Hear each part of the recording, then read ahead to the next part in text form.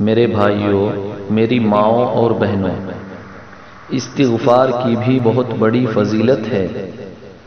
اٹھتے بیٹھتے آتے جاتے استغفر اللہ ربی، استغفر اللہ الذی لا الہ الا هو الحی القیوم واتوب الیہ، استغفر اللہ ربی من کل ذنب واتوب الیہ، یہ پڑھا کرو۔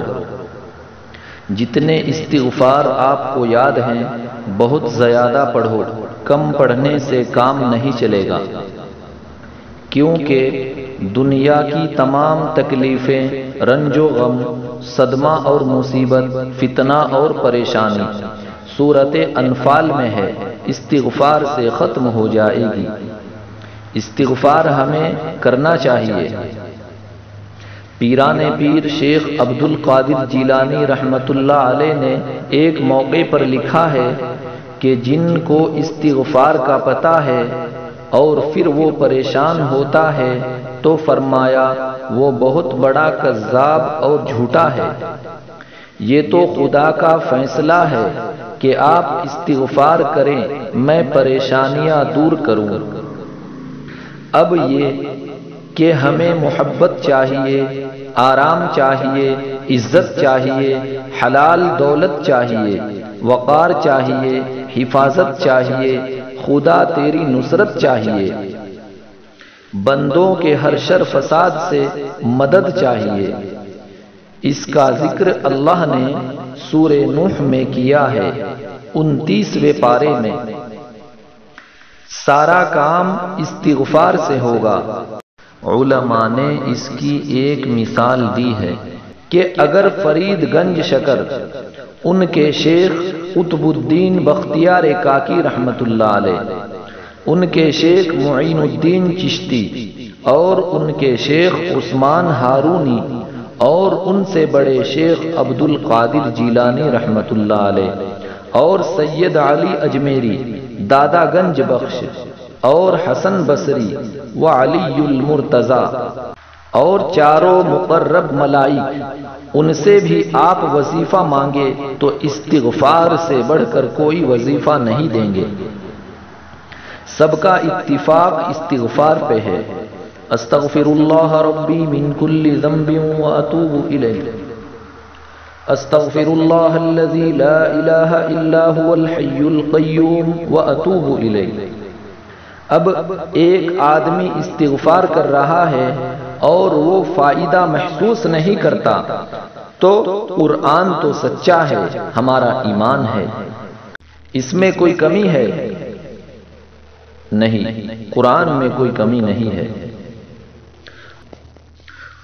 وہ عورت نے چاند دیکھا ہے تو انگلی کے ساتھ کوئی چیز لگی تھی نامناسب، کہنے لگی کہ چاند تو بہت اچھا ہے لیکن بدبو آ رہی ہے۔ بدبو تو آپ میں ہے، چاند میں نہیں ہے۔ اب اپنے آپ کو اس معیار پر لانا ہے کہ ہمیں استغفار سے وہ فائدہ پہنچ جائے جو اللہ تعالی نے سورہ انفال میں بیان کیا ہے۔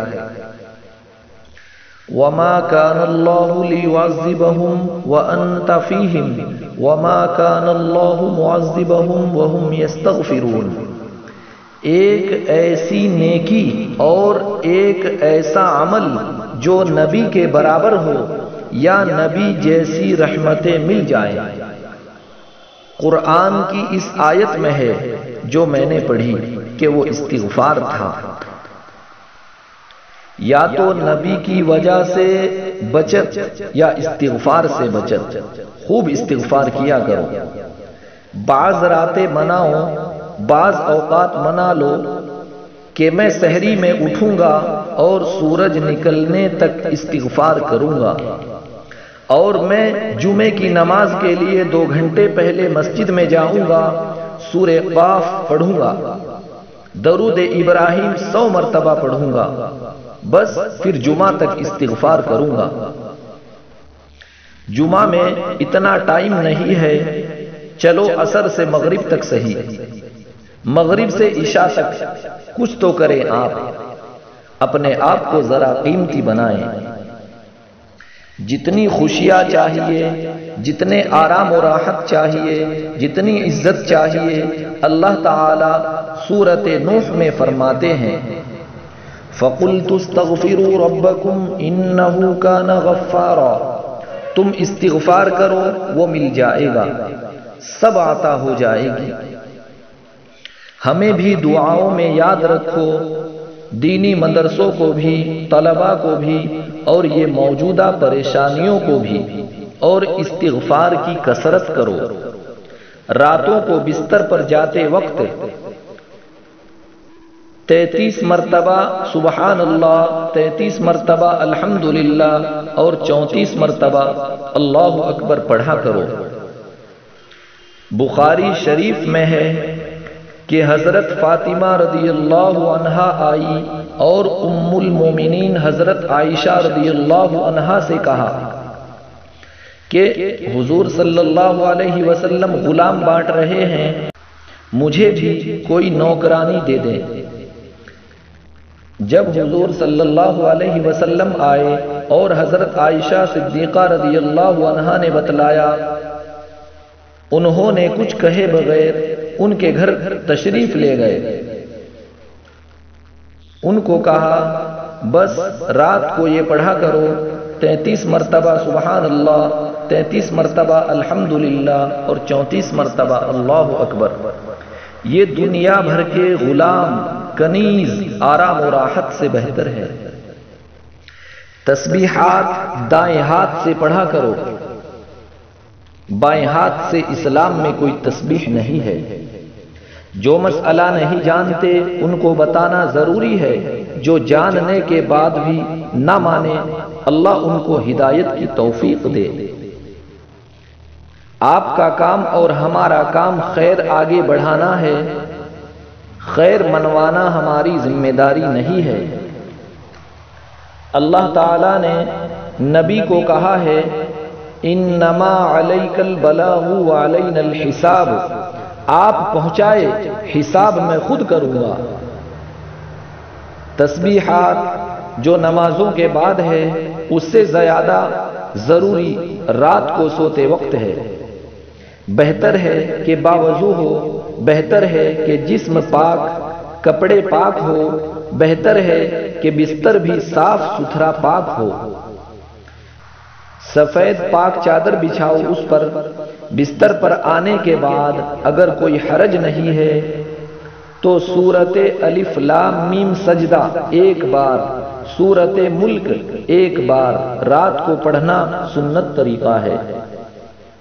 قیامت کے دن شفاعت آسانی سے نصیب ہو جائے گی۔ قیامت کے دن کی تپش نہیں دیکھے گا، محسوس بھی نہیں کرے گا۔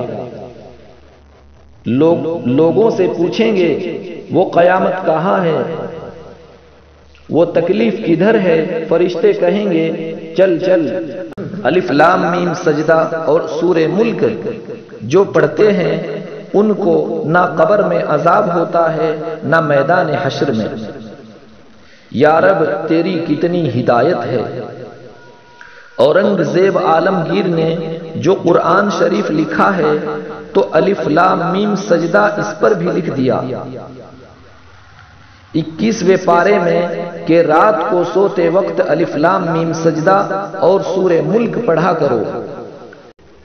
پھر 29ویں پارے میں جو سورہ ملک آئی پھر کہنے لگا تو کاتبان لکھنے والے جو بیٹھے تھے انہوں نے کہا کہ حضرت یہ لکھ چکے ہیں آپ۔ کہنے لگے آرام سے رہو، خاموش رہو، وہ الف لام میم سجدہ پر لکھا، یہ سورہ ملک پر لکھا۔